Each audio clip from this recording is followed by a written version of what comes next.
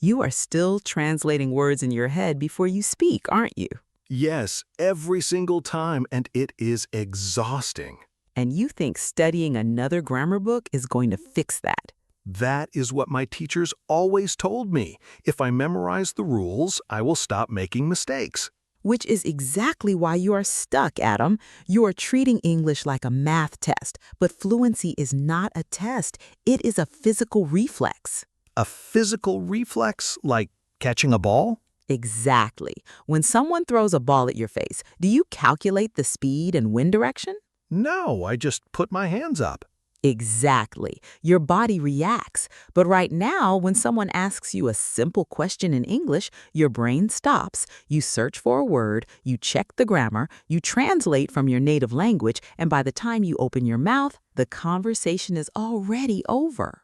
That hurts, Hannah, but it is 100% true.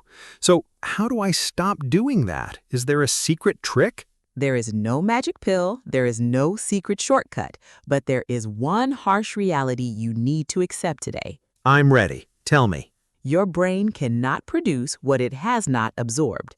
You are trying to speak, but you have nothing inside your head to pull from.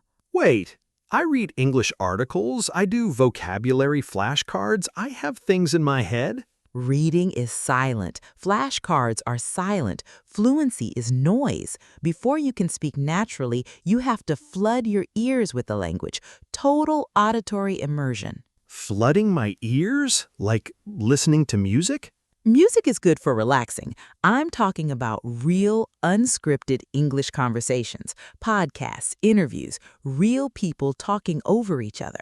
But native speakers talk too fast. I only understand maybe half of it. It makes me feel stupid. You feel stupid because you are choosing the wrong content, Adam. If it's too hard, your brain shuts off. You tune it out like background noise. Exactly. After 5 minutes, I'm just daydreaming. But if you pick baby shows, it's too easy. You won't learn anything new. You need the sweet spot. What is the sweet spot? Content where you understand about 70 to 80% of what's being said. You know the main idea, but a few words are missing. And what do I do when I hear a word I don't know? Pause it and look it up in the dictionary? Absolutely not. Do not touch that pause button. Why not? How will I learn the word? Because in real life, you can't pause a human being. You have to train your brain to survive the confusion. Guess the meaning from the situation. Let it wash over you. So I just listen? That seems too passive. It's not passive. Your brain is a supercomputer. While you are listening, it's subconsciously mapping the rhythm. It's noticing the slang. It's absorbing the sentence structures without you ever opening a grammar book. Okay, so I replace my daily audio intake with English. For how long? At least 1 to 2 hours a day. While you drive, while you wash dishes, while you walk the dog, replace your native language audio with English. I can do that. That sounds easy enough. Don't get comfortable, because listening alone will never make you fluent. Wait, you just said I need to flood my ears. You do, but listening only fills the tank. It doesn't start the engine. Your biggest problem is not in your brain, Adam. It's in your mouth. My mouth? What's wrong with my mouth? Your mouth muscles are weak. They're trained to make the sounds of your native language. When you try to speak English, your vocal cords literally don't know how to move. That explains why my jaw hurts when I try to speak English for more than 10 minutes. It feels unnatural. It feels unnatural because you have no muscle memory. Fluency is a physical workout. You have to force your mouth to adapt. How? By reading out loud? I already do that. Reading out loud is terrible for fluency. Hannah, you are destroying everything I thought I knew today. Why is reading out loud bad?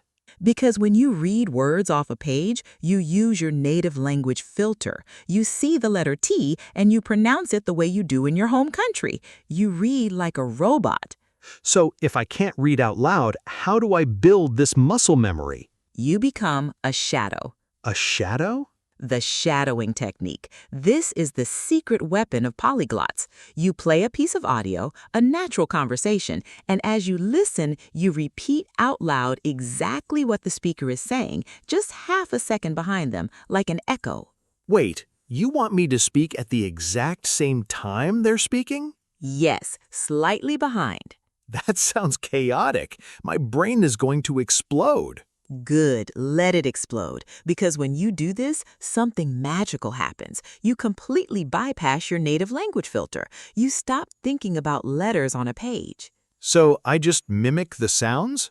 Not just the sounds, everything. You mimic their exact tone. If they sound angry, you sound angry. If they pause, you pause. If their voice goes high at the end of a question, yours must go high too. I'm going to feel like a crazy person walking around my house talking to myself. Do you want to protect your ego or do you want to be fluent? Pick one right now. I want to be fluent. Then you must shadow. It forces your vocal cords to adopt the speed and rhythm of English. It breaks the bad habits you built over years of silent study. Okay, I'll find a podcast and shadow it. That fixes the physical part. It fixes the physical part, yes, but it doesn't fix your panic. What panic? The panic you feel when a real person looks you in the eye and asks you a direct question. Shadowing is a solo game. Real life is a multiplayer game. You're right. I can practice alone all day, but the second someone asks me for directions on the street, my mind goes completely blank. Because you practice in a vacuum. You can't learn a language in isolation. It requires back and forth interaction, action and reaction. But Hannah, I live in a country where no one speaks English. I don't have native-speaking friends. I can't just go out and find Americans to talk to. That's an excuse, Adam, and it's a weak one. How is it an excuse? I can't magically spawn native speakers in my living room. No, but you can use conversational modeling. Conversational modeling? Yes, you find simulated realistic dialogues between two characters, like a podcast format, and you don't just listen, you step inside the dialogue. You take on one of the roles. So if there are two people talking, I pause one of them and answer for them? Exactly. You practice reacting. When someone says, "How was your weekend?" you don't just freeze, you have a modeled response ready. But wait, how does this help me if I'm just copying a model? Because you start noticing the invisible parts of English, the filler words. Filler words like and ah? No, native speakers use words like well, you know, actually, to be honest. These are the glue of a conversation. They buy you time to think. I never use those. I just stay completely silent until I have a perfect sentence ready. And that silence makes the other person feel awkward. They think you don't understand. If you model real conversations, you learn how to bridge the gaps. You learn how to ask follow-up questions. Okay, so I'm listening to conversations, I'm shadowing them, and I'm practicing taking a role. But I still have a massive problem, Hannah. Tell me. Vocabulary. My vocabulary is terrible. I learn a word on Monday, and by Wednesday, it's gone, vanished. How do you learn new words? The normal way. I write the English word on one side of a paper and the translation in my language on the other side. Stop doing that immediately. You are destroying your fluency. What do you mean? How else am I supposed to learn words?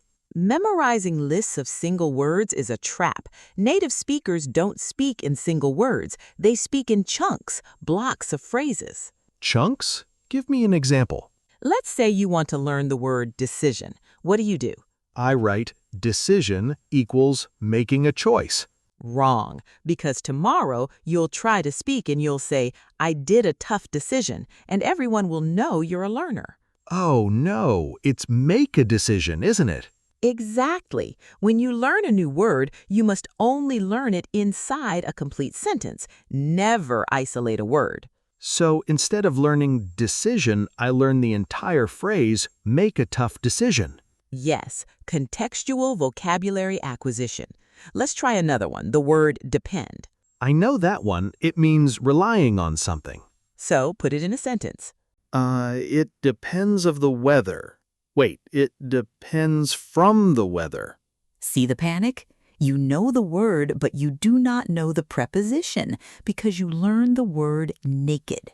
Wow, you are right. I always get stuck on words like in, on, and at. If you learn it as a chunk, It depends on the weather. You never have to think about grammar rules again. The grammar is baked into the phrase. This is blowing my mind, Hannah. You're telling me I can completely eliminate the need to study grammar rules? 100%. Do children study preposition rules before they talk? No, they just hear depends on 1,000 times until it sounds right.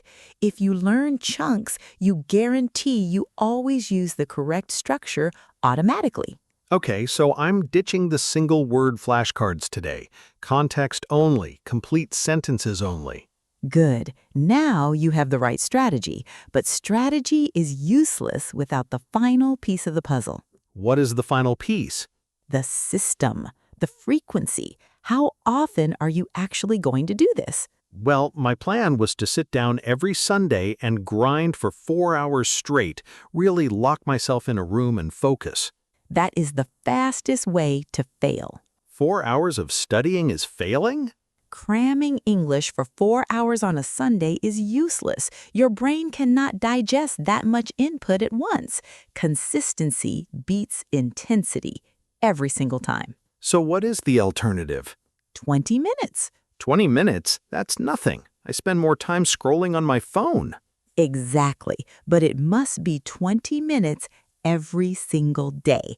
High frequency daily output. You must speak English out loud every single day, no exceptions. But if I'm alone, who am I speaking to? Yourself. You really want me to look crazy, don't you? Talk to yourself about your daily plans. Narrate your actions while you make coffee. I'm pouring the water. It's hot today. I need to leave for work soon.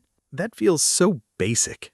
It is basic, but it's output. It's keeping the engine running. Or better yet, use your phone. Call someone?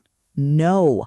Open your voice memos app, hit record, talk for 2 minutes about a random topic, why I love pizza, or what I did yesterday. And then I listen back to it? Yes, and you'll hate it at first. You'll hear your own mistakes, but you'll track your progress. Over time, that 20 minutes makes English a daily habit. A habit instead of a subject to study. Exactly. Fluency is achieved when speaking English feels like a reflex, not a heavy task you schedule on a calendar. You don't schedule time to speak your native language, you just speak it. I've been doing this all backwards, Hannah. I was reading silent words, memorizing grammar rules, and saving all my practice for one huge day a week. I was basically building a prison for my English. And today, we're breaking you out of it. Flooding my ears, shadowing the audio, practicing real conversation models, learning chunks, not single words, and doing it a little bit every single day. Stop summarizing it, Adam. Knowing the steps doesn't make you fluent. Action makes you fluent. You're right. I'm done studying English. I'm ready to start living in it. That's the mindset shift. If you're watching this, you're in the exact same spot Adam was. You have all the theory, but no physical reflex. It's time to step up. And if you found this conversation helpful, the real secret is practicing exactly what you just heard. We actually have the full transcript of this conversation available. You can use it to shadow us, practice your conversational modeling, and see exactly how we use vocabulary in chunks. Don't just read it silently. Read it out loud. Take my role, challenge Adam, build that muscle memory today. We're Adam and Hannah. And this is the English Mint Podcast. Learn daily, speak fluently. If this hit you hard today, hit that subscribe button. We'll see you in the next one.